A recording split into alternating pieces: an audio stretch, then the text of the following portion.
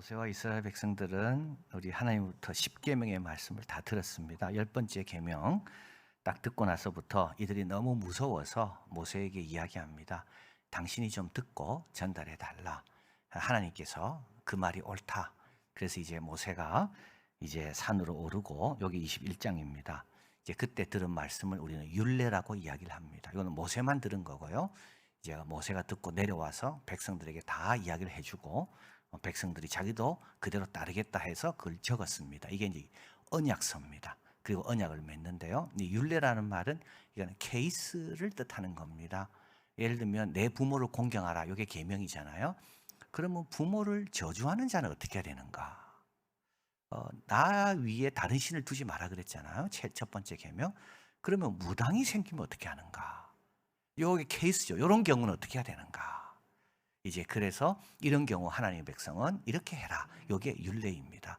부모를 저주합니까? 그러면 돌로 쳐서 죽여라. 무당 어떻게 합니까? 살려두지 마라. 이게 율례입니다. 그래서 이제 모세가 율례의 말씀을 다 듣고 내려와서 백성들에게 다 전했습니다. 그리고 나니까 이제 하나님께서 24장이죠. 12절 모세에게 이르시되 너는 산에 올라 내게로 또 나와라. 내가 그들을 가르치려고 율법과 계명을 친히 기록한 돌판을 주리라. 그래서 돌판은 이때 받는 겁니다. 10계명 말씀이 선포될 때 돌판 받은 게 아니고요. 이거는 모세가 따로 하나님 앞에 올랐을 때 이제 하나님도 직접 받는 게 돌판입니다. 그래서 이제 24장 18절 모세는 구름 속으로 들어가 산 위에 올랐고 40일 40야를 산에 있게 됩니다. 그래서 10계명은 백성이 다 들은 거고요. 율례는 모세만 들은 거고요. 돌판에 새길 때는 40일 40야. 모세가 있을 때 돌판에 새기게 됩니다. 자, 그럴 때 이제 25장부터죠. 이제 오늘 본문입니다. 그래서 이제 40일 40야를 구름 속으로 모세 혼자 들어가서 말씀을 듣는데, 이때 하나님께서 처음으로 말씀한 게 뭐냐면 8절이죠. 내가 그들 중에 거할 성소를 그들을 시켜 나를 위하여 지을 것이다. 성막에 대한 말씀입니다. 이제 하나님의 임재 방식이 바뀌는 겁니다. 하나님을 만나려면 시내산으로 올라와야 됐거든요. 근데요, 하나님이 내려오십니다. 백성 한가운데로. 임재 방식이 바뀌는 거죠. 그전에는요, 시내산까지 쫙 와야 됩니다. 지금은요, 성막을 통해 하나님이 함께 하십니다. 그래서 성막을 가리켜 이동하는, 움직이는 시내산이다. 이거는 굉장히 중요한 내용입니다. 이제부터 하나님의 임재는 성막에 임하시는 겁니다. 그래서 출애굽 백성들이 하나님 말씀을 받았고 이제는 성막을 받고, 그래서요 이 두 가지가 하나님 임재의 수단인 겁니다. 여러분, 하나님이 가까이 계심을 경험하고 싶습니까? 말씀으로 나오면 돼요. 하나님 가까이 경험하고 싶습니까? 예배의 자리로 나오면 돼요. 그래서 하나님의 임재의 두 수단, 하나는 성막, 하나는 계명. 그래서 이 성막에 대한 말씀이 출애굽기에 3분의 1이나 됩니다. 자, 그런데 이제 성막을 제조해야 되는데 우리 하나님은 아주 자세하게 말씀하죠. 재료는 뭘 써야 되고, 성막에는 뭐 어떤 부분이 들어가야 되고, 크기는 어떻고, 또 만드는 거는 어떻게 만들어야 되고, 뭐 은을 밑에 받치고 서로 각을 떠서 붙이고, 이게 다 하나님 말씀합니다. 또 감독은 누가 돼야 될지 하나님이 두 사람을 딱 지정하십니다. 처음부터 끝까지. 9절 무릇 내가 내게 보이는 대로 장막의 식양, 패턴, 기구의 식양, 그러니까 장막에 들어가는 큰 것뿐만 아니라 그 안에 여러 가지 기구들이 있는데 그 모든 것도 다 내가 내게 보이는 대로 만들어라. 그래서 이제 10계명도 마찬가지죠. 10계명도 이제 첫 번째 모세가 받아 그 하나님의 돌판에 쓴 계명은 돌판도 하나님이 준비하신 겁니다. 돌판도. 그리고 친히 하나님이 쓰신 겁니다. 그러니까 모세가 어디서 좋은 거 주워가지고 갖고 간 게 아닙니다. 돌판도 하나님이 마련하신 거예요. 그래서 1.1획도 인간의 개입이 없는 하나님 말씀. 성막도 마찬가지입니다. 성막도 하나님이 처음부터 끝까지 다 준비하시고 다 지적하시고. 근데 이걸 뭘 뜻합니까? 이거는 권위를 뜻하는 겁니다. 10계명의 권위, 성막의 권위. 하나님이 다 주관하셨기 때문에. 자, 그래서 이제 오늘 본문에서 이제 재료에 대해서 먼저 말씀합니다. 이스라엘 자손에게 명하여 내게 예물을 가져오라고 무릇 즐거운 마음으로 내는 자에게서 내게 드리는 것을 받아라. 억지로 내는 건 받지 마라. 하나님의 이 귀한 일에 쓰는 재료들은 즐거운 마음으로 내는 것만이 합당하다. 이 사유재산 제도를 지금 인정하고 계십니다. 뺏어오는 게 아닙니다. 모세가 쫙 거두는 게 아니에요. 즐거운 마음으로 내는 자만. 그래서 우리 하나님께 드리려면요, 마음이 먼저입니다, 여러분. 자신을 먼저 드릴 수 있어야 하나님이 원하는 걸 드릴 수가 있습니다. 그리고 나서 이제 제물 목록이 나오죠. 3절, 너희가 그들에게 받을 예물은 이를 아니라 금, 은, 노입니다. 이게 훌륭한 순서죠. 금, 은, 노. 그다음에 여기 철은 없습니다. 그래서 어떤 사람은 말하기를 우리가 성막은 평화의 집이기 때문에 전쟁용 무기, 그 도구는 여기에 쓰임 받지 않는다, 이렇게 봅니다. 4절에 청색 자색 홍색 실과 가는 벨실과 염소털. 그래서 청색 자색 홍색 실. 자색은 황제의 색입니다. 로마 황제와 원로원들, 또 백부장들, 천부장 전부 자색 허리띠를 하던 자색 옷을 입었습니다. 그런데 자색보다 더 귀한 색이 있습니다. 청색입니다. 청색은 구하기가 너무 어려웠다 그래요. 그래서 이 당시 이 염색할 수 있는 자료들을 주로 어디서 얻었는가 하면 조개에서 많이 얻었대요. 조개. 근데 청색을 얻기는 너무 어려웠다는 거예요. 그래서 1.4g의 청색을 얻으려면, 염료를 얻으려면 달팽이 12,000마리를 잡아야 된다는 거예요. 청색은 그렇게 귀한 겁니다. 근데 하나님은 청색을 갖고 오라. 그리고 여기 보니까 가는 배실이 있죠. 그래서 여러분 성경에 보면 세마포가 나오잖아요. 예, 세마포, 가는 배실 다 같은 말입니다. 린넨입니다. 린넨. 면보다 훨씬 강합니다. 그리고요, 잘 썩지도 않고 벌레도 안 들어옵니다. 이게 세마포, 가는 배실, 린넨입니다. 그래서 이 린넨은 미라를 싸서 보관할 때 린넨을 사용했습니다. 그래서 이 가는 배실은 이집트에 아주 유명하고, 그래서 애굽에서 나올 때 이들이 이걸 다 얻어 나왔거든요. 이제 이걸 하나님 사용하시는 거죠. 그 다음에 5절에 붉게 물들인 수양의 가죽, 해달의 가죽. 이건 이제 덮개를 위한 것이고, 조각목, 아카시아 나무, 내구성이 있고 단단한, 주위에서 흔히 발견될 수 있는 그런 나무입니다. 6절에 등유, 관유. 그래서 이제 등유와 관유는 다른데요. 이게 이제 한자가 보면 조금 이해가 됩니다. 등유는 등을 킬 때 쓰는 기름이고, 관유는 이건 뿌리를 관입니다. 붓다라는 거.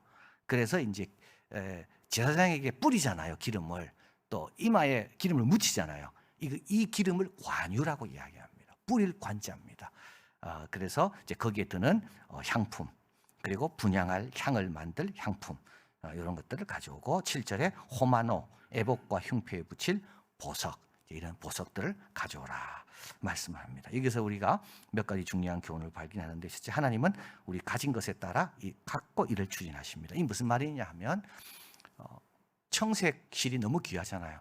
근데 없다면 어떻게 되겠습니까? 지금 시내산이라는 아주 광야 깊은 곳에 와 있는데 청색실을 가져와라 했는데 청색실이 없다면요. 금을 가져와라 했는데 금이 없다면요. 하나님이 가져오라 말씀할 때는요, 있는 걸 알고 말씀합니다. 여러분, 하나님이 가져오라 할 때는요, 이들이 애굽에서 나올 때 애굽 사람의 마음이 감동이 돼서 은금 폐물을 많이 줬거든요. 이때 청색실도 준 겁니다. 린넨도 준 거고요. 그래서 이들 가정에는, 어떤 가정은 청색실 많이 가지고 있고, 어떤 가정은 은금도 있고, 하나님은 다 아십니다.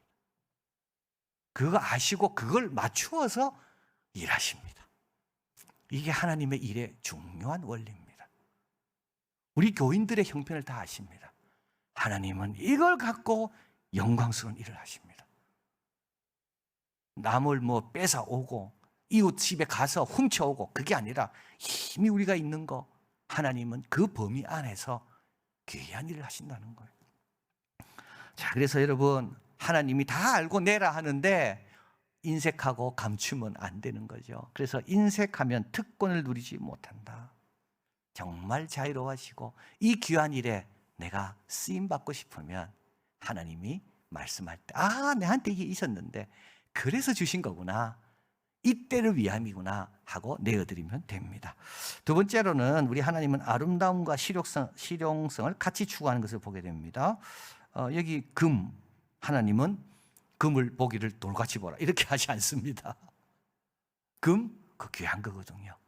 금이 상징하는 뜻이 있거든요. 어떤 통치, 금 가져오라고.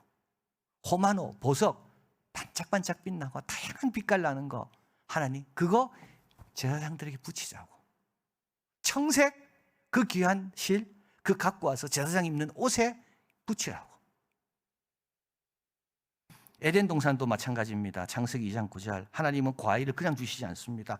아름답고 먹기 좋은 나무입니다. 미적인 거 중요합니다. 우리 만나는 어떨까요, 여러분? 만나에 대해서 그때 들었잖아요. 이슬처럼 굉장히 섬세하고 부드럽습니다. 꿀처럼 답니다. 버터를 넣은 것처럼 굉장히 고소합니다. 여러분, 하나님은 이런 분입니다. 그래서 우리의 여러 재능을 가지고 더 아름답고 더 빛나게 하기를 원하시는, 이게 우리 하나님입니다. 그런데 조심해야 되죠. 이게 최종적인 게 되면 또 안 되는 거예요. 이걸 통하여 하나님께 더 나아가야 되는 거죠. 이걸 주신 하나님, 이걸 허락하신 하나님, 또 하나님께서 이걸 통해 뭘 하길 원하시는가. 그래서 우리 하나님은 28장 2절에 제사장의 옷도 마찬가지입니다. 영화롭고 아름답게 만들어라. 자, 그리고 또 우리 하나님은 그러면서 동시에 굉장히 우리 하나님은 또 실용적이십니다. 지금 가나안을 향해 가고 있잖아요. 순례길을 가고 있습니다. 그래서 성막이 너무 크든지, 근데 성막들까지 다 합치면 우리 아나돗 요 땅 있죠, 요 땅 한 2배 정도만 합니다. 그렇게 크지 않습니다. 그러니까 성막들, 그 안에 이제 성막을 짓고, 그런데 하나님께서는 이제 접었다 폈다 해야 되기 때문에 그것이 용이하도록 그렇게 설계하십니다. 그래서 언약궤 제일 중요한 10계명을 담는 언약궤죠. 가로는 1.13m, 세로는 68cm, 높이는 68cm, 그렇게 크지 않습니다. 진설상, 떡을 진설하는 그 상은 가로는 0.9m, 세로는 45cm, 높이는 68cm, 그렇게 크지 않습니다. 타지마할처럼 엄청나게 해가지고 그게 완전히 그냥 그렇되지 않습니다. 하나님은 우리가 순례길을 가는 자라는 것을 아시기 때문에 거기에 맞게끔, 그리고 널판도 48개로 쫙 나누어가지고 들고 갈 때는 48개를 다 분해해가지고 들고 갈 수 있도록. 자, 그래서 여러분, 하나님의 뜻을 따르면 우리 하나님은 항상 이렇게 인도하십니다. 굉장히 실용적이시고요, 또 한 가지는 굉장히 아름답게 우리에게 귀한 것을 예비하신다. 마지막으로 우리 하나님은 모든 것을 다 귀하게 사용하심을 봅니다. 성막에 사용하는 재료는 금이나 청색처럼 귀한 것이 있습니다. 나무 조각처럼 아주 쉽게 구할 수 있는 조각나무처럼 그런 재료도 있습니다. 수양의 가죽, 해달의 가죽처럼 투박하고 강하고 부피가 많은 것도 있습니다. 여러분, 그 애굽에서 나올 때 애굽 사람이 막 금을 주고 할 때 어떤 사람은 나도 금 받았으면 좋은데 나는 왜 이 해달의 가죽을 받아가지고 이 무거운 걸 들고 이 길을 가야 되는가? 그런데 하나님은요, 다 사용하시는 거예요. 해달의 가죽은 성막 맨 마지막에 덮거든요. 그 뜨거운 태양과 바람을 다 막아주는 게 이 해달의 가죽입니다. 이게 받을 때는 불편하고 뭐 어디 있을까 했는데 결국은 하나님의 귀한 기구들을 다 보호하는 데 쓰는 것이 해달의 가죽인 겁니다. 사도 바울은 고린도전서 12장 17절, 만일 온몸이 눈이면 듣는 곳은 어디며 온몸이 듣는 곳이면 냄새 맡는 것은 어디뇨. 12장 21절, 눈이 손들어 내가 너를 쓸데없다 하거나 또한 머리가 발들어 내가 너를 쓸데없다 하거나 하지 못하리라. 성막을 지을 때 총감독은 오홀리압과 부감독은 불살렐입니다. 출애굽기 36장입니다. 그런데 하나님은 그 사람들만 사용하지 않습니다. 그 일을 하려고 마음이 원하는 모든 자는 다 부르십니다. 품꾼 비유에서도 잘 나와 있죠.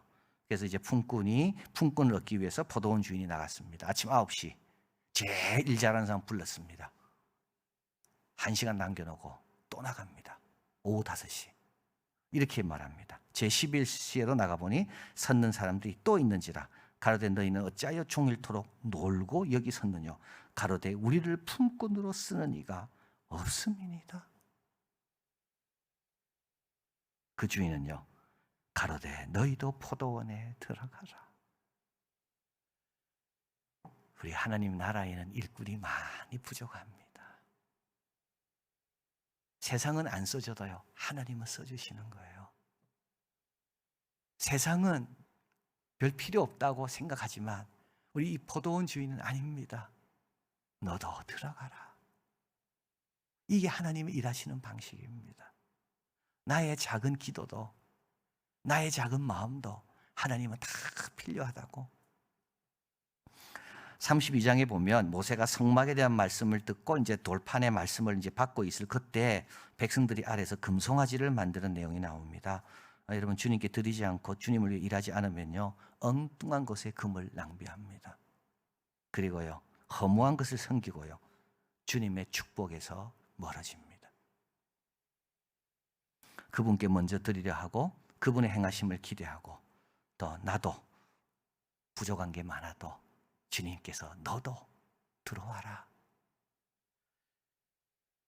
그러면 주님의 깊은 뜻을 잘 섬기게 되고 주님과 늘 함께하는 우리가 될 줄을 믿습니다. 사랑의 하나님 감사합니다. 부족한 우리들 참 오후 5시가 돼도 아무도 불러주지 않지만 주님은 나아가 참 할 일 없는 이들을 보시며 너희도 들어가라 하십니다. 오늘도 주님께서 우리 기도 제목 주시고 말씀 주시고 교회 주시고 이웃들도 주시고 우리도 들어와서 할 일 많이 있다고 기회를 주십니다. 하나님 앞에 늘 열린 마음, 충성스러운 마음, 좋은 마음으로 살게 도와주시고 그리고 주님께서 우리에게 원하실 때 언제든지 준비되어 있는 그래서 우리도 모르는 사이에 이 성막을 짓고 하나님이 임재하시는 그 귀한 일에 우리가 가진 것들이 다 쓰임받는 그런 복된 자들 다 되게 하여 주시옵소서. 모든 말씀 예수 그리스도 이름으로 기도하옵나이다. 아멘.